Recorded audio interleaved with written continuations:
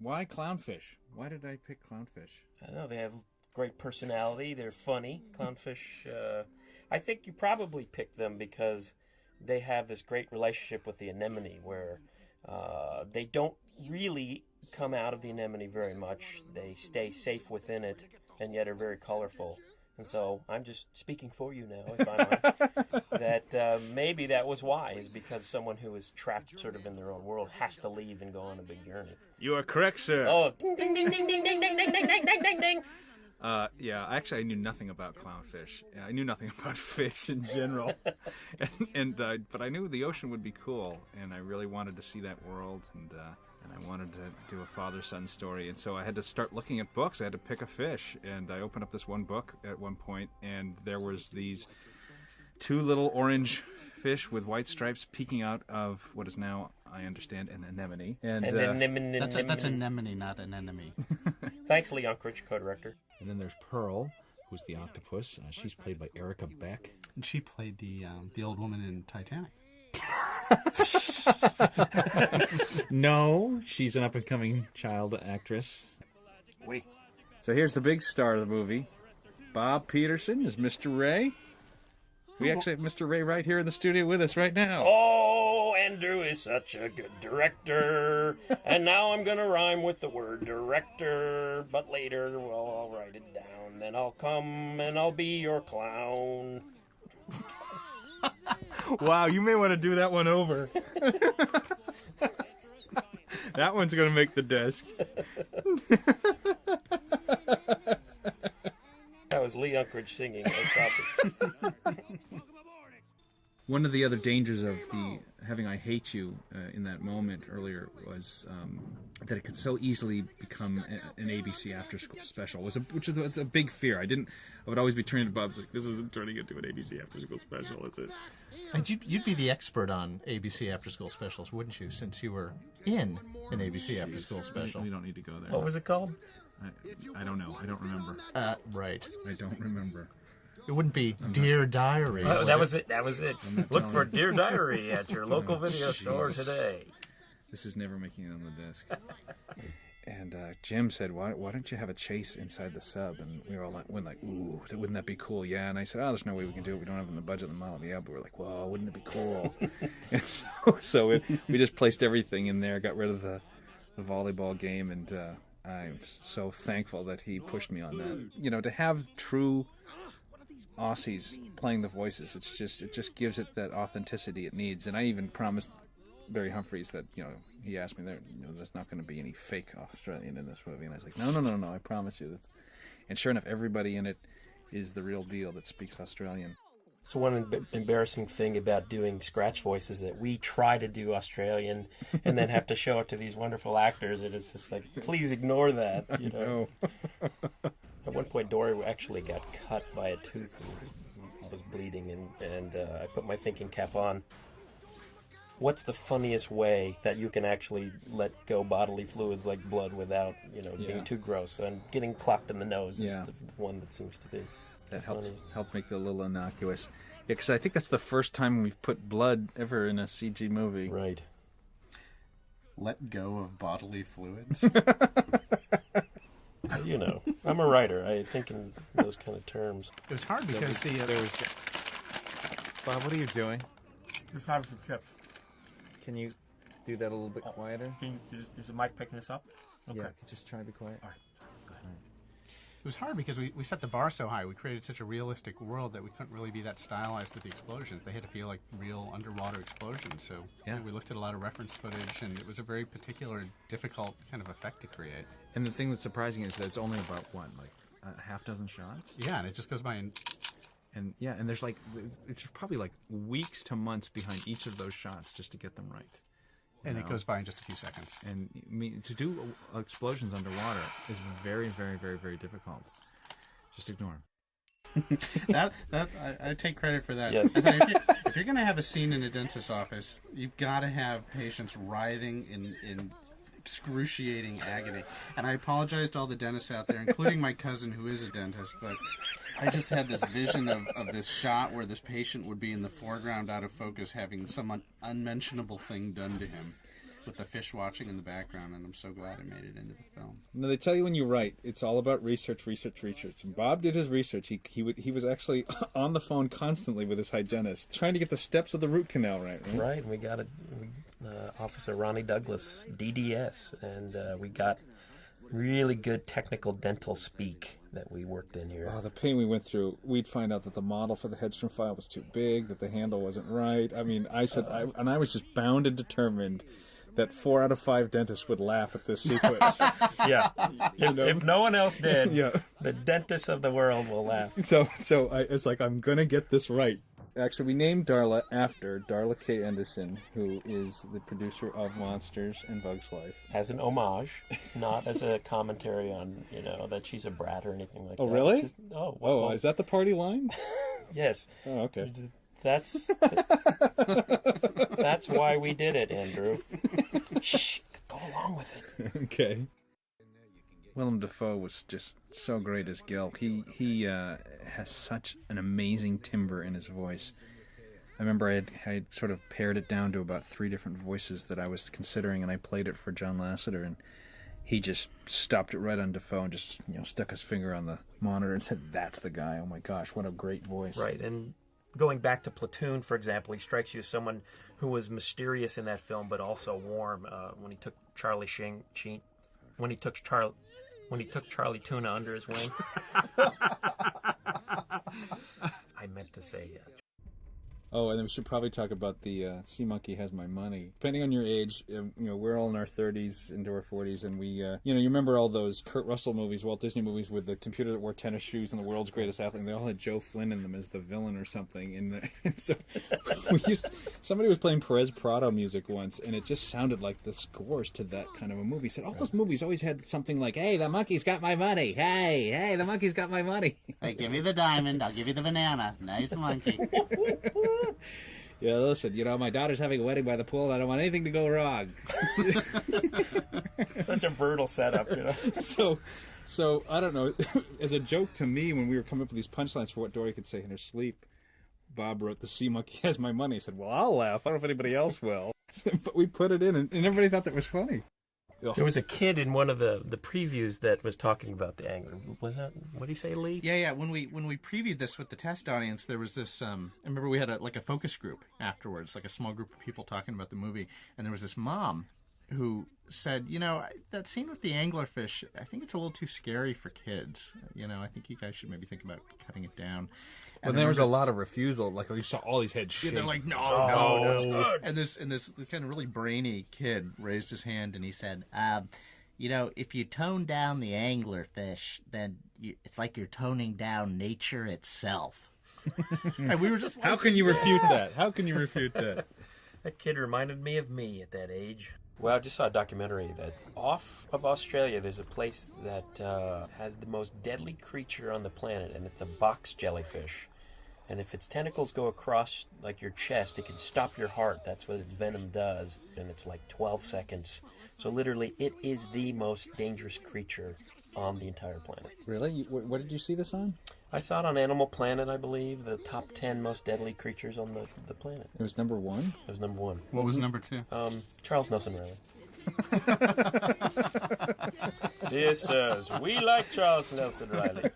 And I do too. I do like Charles. I'm just kidding. I love Charles Nelson Riley.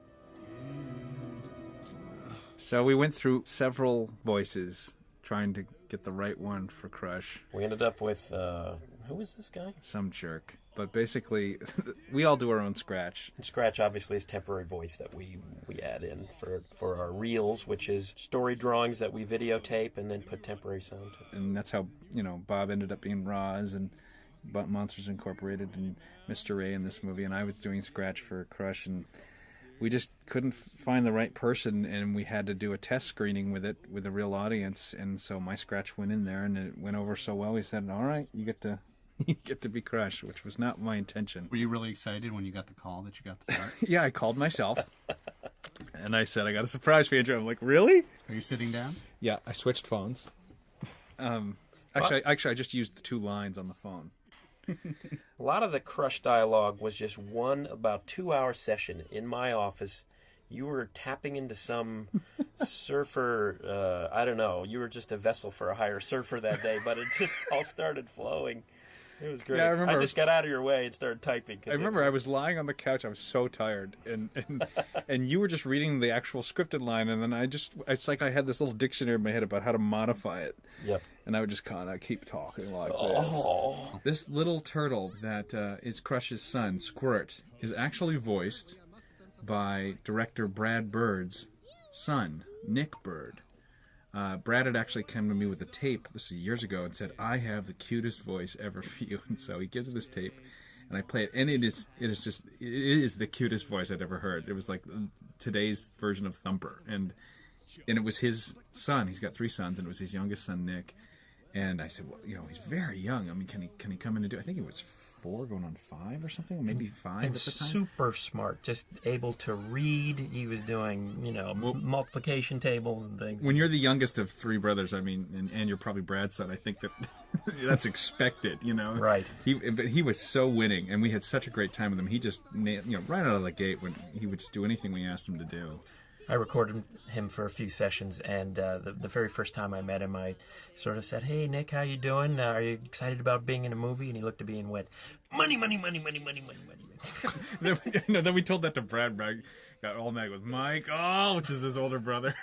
And you put him up to it. I mean, it seems like an obvious set piece right now. Bob keeps trying to jump in, and I just keep jumping on him. This is what it's like at work. I just sort of, Bob keeps trying to talk, I jump in. My mom's I think that we should try the... Okay, go ahead. Scum dialogue of the manual. That's just kind of thing. You're standing there and you're having Allison Janney, this Emmy award-winning actress, read these lines. You're just going, "Oh my gosh, okay." I hope you're not offended that I'm having you read about the Aqua Scum 2003. Who does the voice of those seagulls, by the way? I believe it's Andrew Stanton, director of Finding Nemo. Were you going to let anyone else do voices in this film? I knew it was going to go there. Keep it to yourself. Is that because you haven't won an Oscar? You have to get your voice in everywhere you can. Okay, first of all, this will never make it to the DVD now. Well, in that case...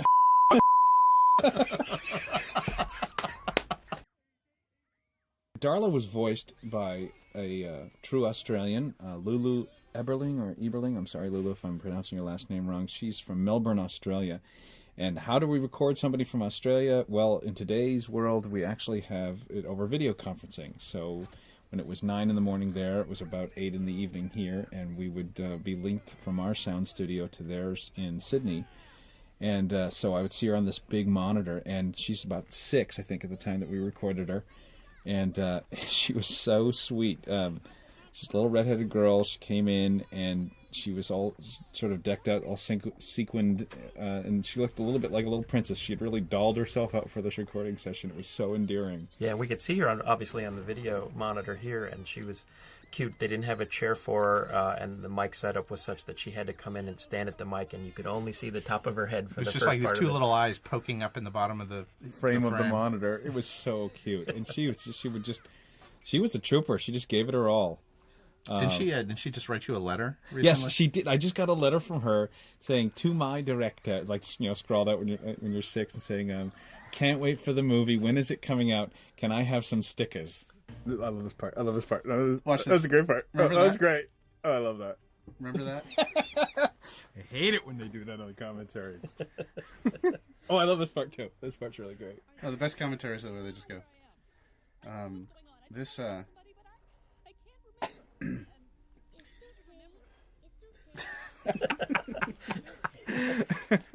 Chirp, chirp, chirp. And this moment, from the beginning, always paid off in spades. You have 35 images of the movie in 3.5 seconds, just all of her memory rushing through her head. It's amazing that you can pick out. Some of these images are a frame long, but you get it, and you get that little flash of the moment earlier in the film. We actually called it the day in the life sequence with the orchestra going backwards. This is a moment that was always really, really funny in the storyboards, and it just got 100 times funnier when it was animated. Yeah, Bobby Beck did this animation. That your father. She's suddenly a fish with a mission. Now that she got her memory slightly improved, there's no stopping her. It's like Dory as Linda Hamilton in T2. You've messed with the wrong fish. So this shot coming up of father telling Nemo, guess what? Sea turtles, I met one, is actually the last shot that was animated in the movie. It was given to one of our top animators, Doug Sweetland. And he really wanted a juicy, dramatic shot. And it took him weeks to do. And it was actually on a Saturday. I'd come in off hours early in the morning to get some work done. And there was nobody here. It was like 7:30 or 8 in the morning.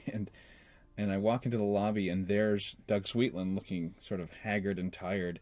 And he sort of was shocked to see me, and he goes, I just finished my shot. And I go, you're kidding. And he goes, no. And he goes, will you final it? And I go, sure. And so we go over to look at the shot on his workstation. And it was gorgeous. It was exactly what you're seeing here. It was so moving, so sensitive, so subtle. And usually we have a big, hurrah with horns and mariachi bands and everybody just cheering and parading around for the last shot being finaled. And since it was just the two of us, we just kind of leaped up in the air, whooped, hugged each other, ran around the building, and it was kind of fitting. It was a sort of underplayed yet exuberant final. And then Doug left for his vacation. Yeah, and literally he left the building like minutes after that to get on a flight and go on vacation. Lee, you want to wake up? Anything else? Well, as usual, these movies are really, really, really, really hard to make. But you know what? They are a blast too. And it's sometimes hard while we're in the midst of making them to appreciate that. It usually comes sometime after we finish the film and look back at the process. But there's just something that's so great about being surrounded by this crew of people that are just at the top of their craft. I mean, these are some of the best people in the world, and we're so lucky to be working with them on a daily basis. And they make us look good. I mean, they love working here. It's just no, but it is amazing to realize, especially as you're getting to what this is like film 5 now. I have to count. It's 5. That you're working with a World Series caliber team. It's like a professional Olympics team of people, and it really is wild to just turn the corner, go to the nearby office, and talk to somebody who just really is the best at whatever they do, and will never cease to amaze me what images we can create when we sort of get our act together. It really is an astounding movie for me to watch now. It's interesting when you do watch it. You don't just see the film. It's like I call it kind of a quilt of memories. Kind of you see the memories of somebody coming up with an idea, or someone conquered a technical issue, and it's all just strung together. The time you spend. It's a very dense 4 or 5 years that you put in on a project like this. There's a lot of names, a lot of faces, a lot of funny things that you remember for each shot that you look at. Sometimes there's a lot of time that you remember too. You'll look at a shot and you'll go, wow, we spent 6 months on that. And then boom, it just goes by in 2 seconds. But that's, I don't know, I guess that's the business we're in. And it's just in a stunning world that I always knew had the potential to be really captivating to watch. Little did I know that we would actually capture it. So does the film look as good as you had hoped it looks, would? I'm not just saying this. It looks better than what I thought we would be able to capture. I thought we would be able to get away with less, and to think that we got more, it's just such a gift. And I still remember laying on the beach in Hawaii about 5 years ago, reading your first draft of this thing and thinking, man, this is going to be a really great movie. And it seems like only yesterday, but here we are, and the film's done. And geez, that makes me feel old thinking it's that long ago. But for anybody that's listening that actually worked on the movie, just a big thank you. Thank you. Forever grateful. Well, I do want to say that it has been not only have Bob Peterson and Lee Unkrich saved my butt and made this movie as good as it is now, but it's been a real joy and a real pleasure working with them, and maybe I'll be lucky enough that someday you'll be hearing the three of us again on another movie someday. Definitely. I think the thing that really struck me working with you on this is that it did come from experience as a father, and it really is a heartfelt project for you. A lot of the things that happen in this film really came from your heart, and that you have to keep that fire burning for 4 years. So I was so glad that you were burning to tell the story the whole time. That was great. And that was there in the original script. And I often felt that my job on this film, in a great part, was to just help make sure that you achieved that vision that you had defined so cleanly years ago in your original script. And for the rest of you, thanks for watching, and I really hope you enjoyed the movie. And I also hope you enjoyed our ranting throughout this. All right, now if you've made it all the way to the end here, it's probably like 2 of you. Here's the secret of life. The secret of life is